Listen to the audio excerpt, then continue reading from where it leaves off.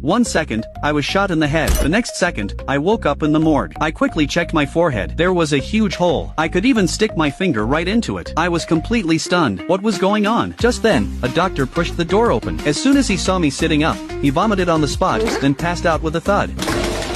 I ignored him, picked up the phone he dropped on the floor, and tried to call my wife to tell her I was okay. The call went through, but a man's voice answered. I hadn't even been dead for 7 days, and she was already with someone else? I immediately understood. My death had to be connected to these two. Right then, the doctor slowly woke up. I found him annoying, and he stared at me in horror. He said my body had been brought in 2 days ago, and he didn't know if I was a ghost or a zombie. Of course, I was human. I slapped him straight across the face, and told him to calm down. I had no time to waste on him. After warning him not to tell anyone, I rushed out and headed straight home. When I got home, I first locked my wife in the bathroom, then dragged out that pretty-faced man. I punched him hard. He was so scared he couldn't speak clearly, stammering and trying to make excuses. That made me even angrier. I pinned him to the ground and beat him mercilessly. Just then, my wife came out of the bathroom and threw something at me. I was furious. I grabbed a decoration from the table and was ready to finish him off. But to my surprise,